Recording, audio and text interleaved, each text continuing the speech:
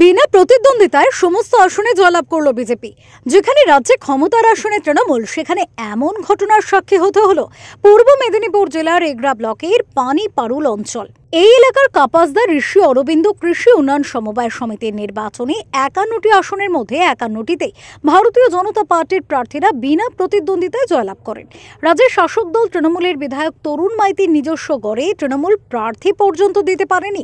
এই সমবায় সমিতিতে 2014 সালের পর দীর্ঘ 10 বছর সরকারি অসহযোগিতা এবং আইনি সমস্যার কারণে নির্বাচন হতে পারেনি বলে জানিয়েছেন স্থানীয় বিজেপি নেতৃত্ব।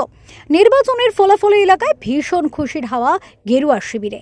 এ বিষয়ে বিজেপির যুব মোর্চার রাজ্য কমিটির সদস্য তথা কাঁথি সাংগঠনিক জেলা যুব মোর্চার ইনচার্জ অরূপ দাস জানিয়েছেন, এগরাবাসী যথেষ্ট সচেতন হয়েছে।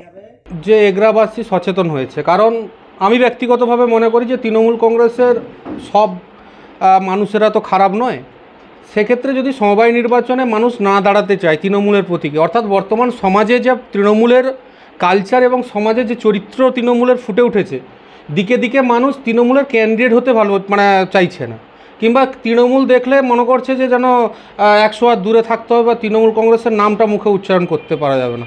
কারণ আমরা দেখেছি বিগত দিনে সেই অঞ্চলে আমরা ভারতীয় জনতা পার্টি 2019 সালেও জয় জয়কার করেছিল, 2021 সালেও আমরা সেই অঞ্চল থেকে লিড পেয়েছি, আগের যে 2024 সালে লোকসভা নির্বাচনে সেখানেও আমরা লিড পেয়েছি। এবং সর্বতভাবে মানুষ যে সমবায় নির্বাচনে 51টা সিটের মধ্যে ভারতীয় জনতা পার্টিকে 51টা সিটই উপহার দিয়েছে। অন্যদিকে এগরা তৃণমূল বিধায়ক তরুণ মাইতি তার এই নির্বাচন সম্পর্কে কোনো কিছু জানা নেই বলে কার্যত বিষয়টিকেই এড়িয়ে যেতে চাইলেন। আমার নলেজে নেই, রেজাল্ট বেরোনোর পর দেখলাম কবে নির্বাচন হয়েছে, কি হয়েছে, তো সেটা অঞ্চল নেতৃত্বের সঙ্গে আলোচনা করে আমি পরে আপনাদের জানিয়ে দেব।